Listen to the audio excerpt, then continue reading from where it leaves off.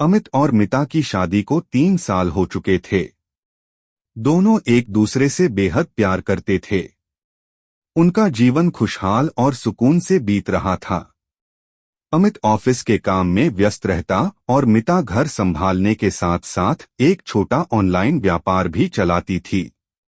उनका जीवन सामान्य लेकिन बेहद खुशहाल था। हर दिन ऑफिस से लौटने के बाद अमित और मिता साथ में समय बिताते, हंसते खेलते और अपनी छोटी सी दुनिया में खुश रहते थे। लेकिन एक दिन अमित के ऑफिस से बुरी खबर आई।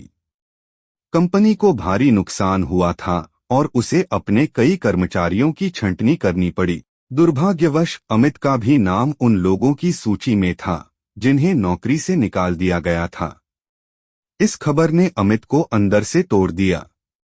उसे लगा जैसे जीवन की सारी खुशियां एक ही पल में छिन गईं। वह सोचने लगा कि अब घर कैसे चलेगा, मिता के साथ किए गए सारे वादे कैसे निभाएगा। उसका आत्मविश्वास टूटने लगा था। अमित अब दिन रात चिंतित रहने लगा।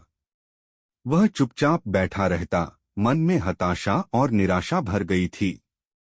मिता यह सब देख रही थी, लेकिन वह जानती थी कि अगर वह अमित के साथ नहीं खड़ी रही तो उसका मनोबल पूरी तरह टूट जाएगा।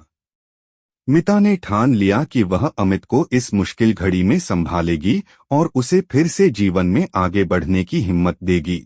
एक दिन मिता ने अमित का हाथ थामकर कहा, तुम अकेले नहीं हो, हम दोनों मिलकर इस मुश्किल का सामना करेंगे।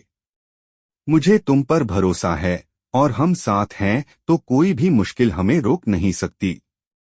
मिता ने खुद का छोटा ऑनलाइन बिजनेस बढ़ाने का फैसला किया।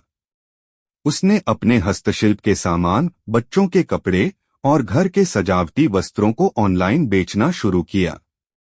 वह दिन रात मेहनत करने लगी ताकि घर की जरूरतों को पूरा कर सके।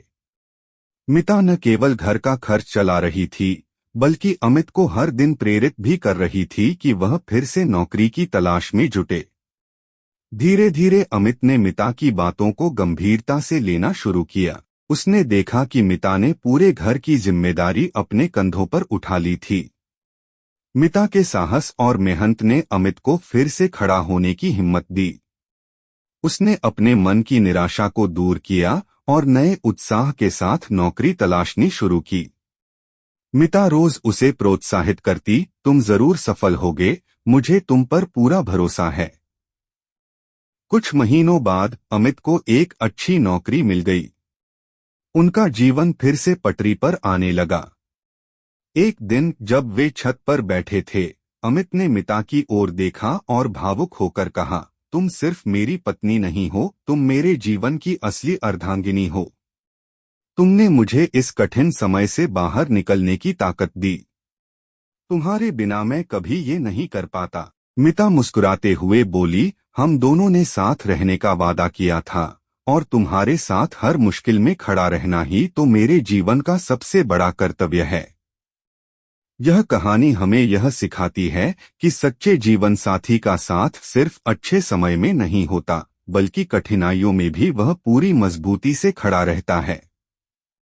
मिता ने न केवल अपने पति के साथ हर कठिनाई का सामना किया, बल्कि उसे जीवन में फिर से खड़ा होने की प्रेरणा भी दी। एक सच्ची अर्धांगिनी वही होती है जो हर परिस्थिति में अपने साथी का हाथ थामे, चाहे वक्त कितना भी मुश्किल क्यों न हो।